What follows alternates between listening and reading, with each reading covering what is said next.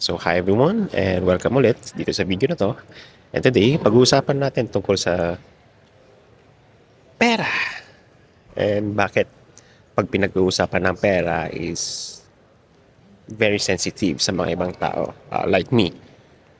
Of course, some other people was ayaw sabihin kung ano yung mga sahod nila like that or anything that their savings or let's say why money is so taboo. Okay. So,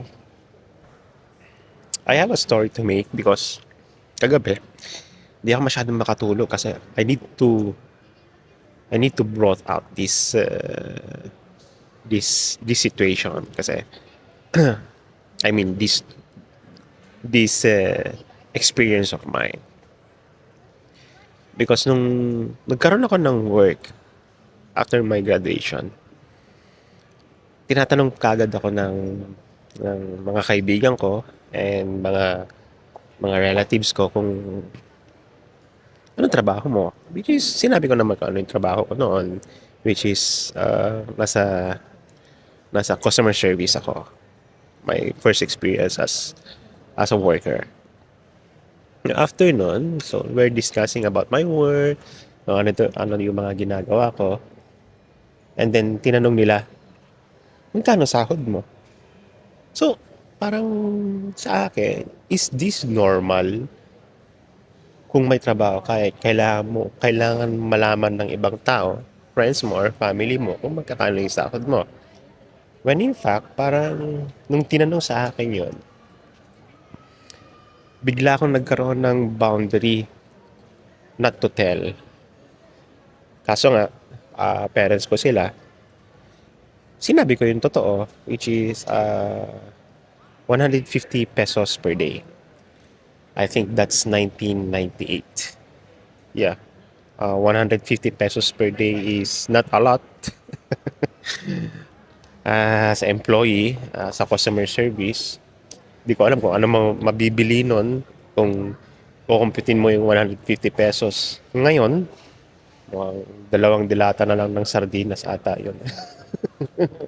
Well, the point here is bakit ako nag-struggle how to tell my salary, especially in my relatives. Ano pa nga, syempre, lalo ka mag-struggle pag yung friends mo tinanong sa'yo kung magkakano yung sahod mo. Syempre, magkakaroon ka ng boundary, di ba? So, I learned that number one is fear of being judged. Kasi nga, yung parents ko and all of my friends is, matataas yung mga position nila. And nag-graduate ako ng engineering and yung first work experience ko is customer service lang, which is 150 pesos per day. Yung parents ko, yung mother ko is a manager, and my father is a dean sa isang school.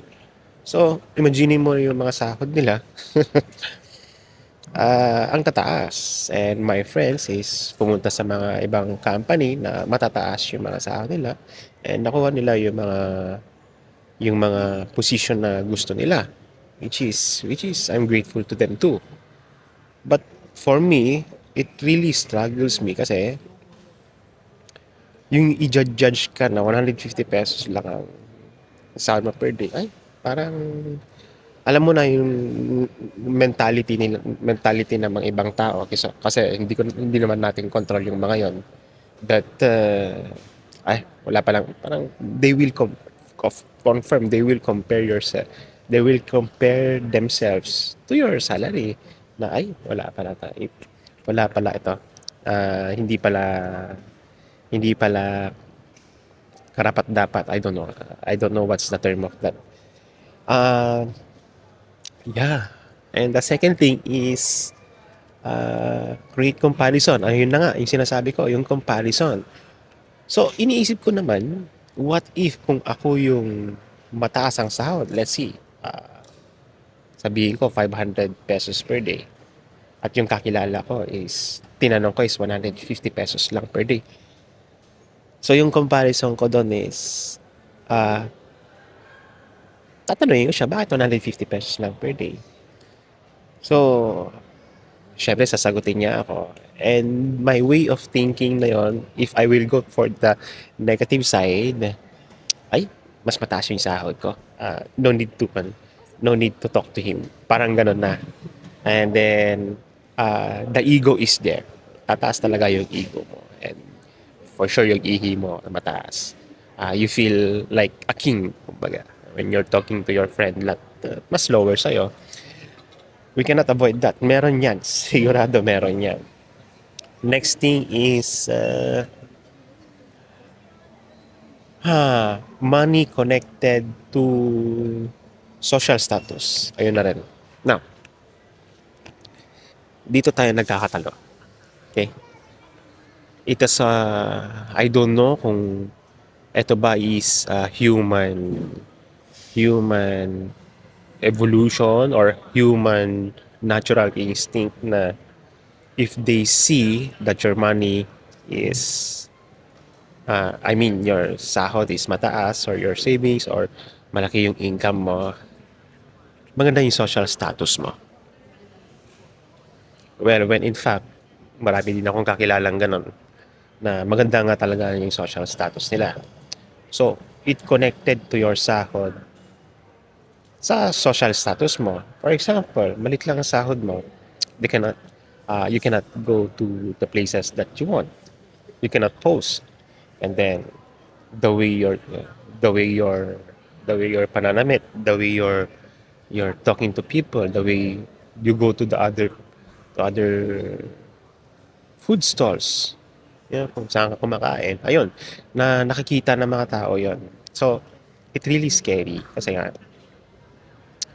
uh, I don't know. I feel that the comparison between social status, I mean the comparison, the connected between the money and your social status is really connected on them. When in fact, marami din ako namang kakilala na yung pananamit nila, hindi nila pinapakita na mayaman sila, na may pera sila. Which is nice kasi doon pa lang magkakaroon ka ng parang uh, parang safe sa mga ginagawa mo kasi nga they will not see you as a social person na hindi ka mayaman, kumbaga, even though your pocket is so deep. So it really it really avoids those negative thoughts sa mga taong tumitingin as connected between social status and your salary. So yeah, yan yung mga nakikita ko. I hope you understand what I'm telling kasi nga medyo medyo weird lang kasi yung mga feeling na gano'n eh. And fourth thing, it creates tension sa relationship. Okay. About sa money. Yeah, number one na problem yan sa mga boyfriend at saka mag-asawa. Comparison ulit. So, there are times that I know a friend, puro na lang friend kasi nga the way na magsabi sila ng problema sa akin, nabibigyan ko sila ng advice kung what they will do. Kasi nga, napansin ko rin, the woman is much higher salary and the man is very low salary. So, if, kung titignan mo, the man should be the highest salary. Yung lalaki dapat ang mas mataas ang salary. Nagkakaroon kasi ng tension yon kasi naapakan ng ego yung lalaki. And there is saying that the kung sino yung, they're saying that who has the golden hands, siya yung parating nasusunod. Siya yung medyo may authority, kumbaga. So, ang advice ko sa friend ko na yon is kung ganun yung feeling mo na medyo naaapakan ka sa ego mo dahil mas mataas yung sahod ng asawa mo or yung karelasyon mo, better find a way na, you know, find a good job or makahanap ka ng mas mataas na sahod or you can make a way na get an extra money on it sa mga gusto mong gawin like sideline if ever para lang masatisfy para lang hindi ka magka-problema I mean magka-problema sa relationship niyo between your partner. So yeah, nakinig naman siya and I I hope nakahanap na rin siya ng bago niyang work and sana nga na-overcome niya yung anxiety na yon. I don't know. It's really weird lang kung mas mataas naman yung sahod ng lalaki, the woman never complained.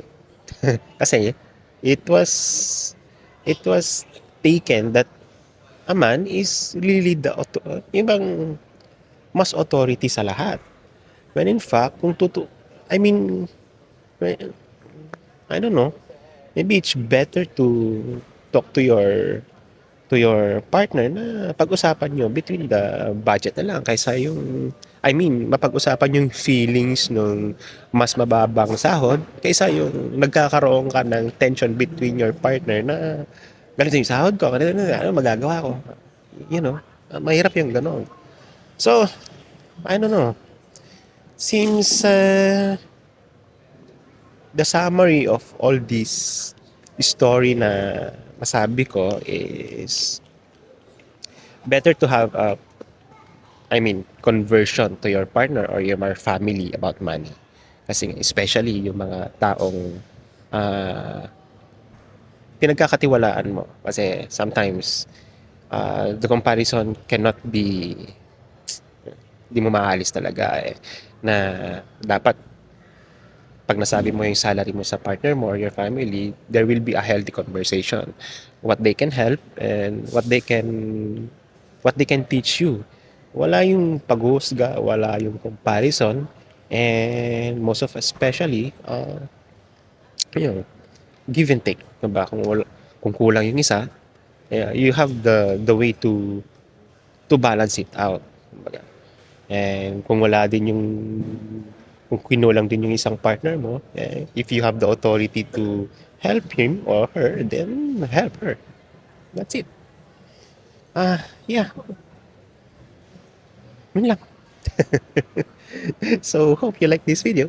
And marami pa tayong pag-uusapan and mga kwento and then educational educational life problems. I don't know. Bahala na. Yeah. Don't forget to like and subscribe. See you guys. Bye-bye.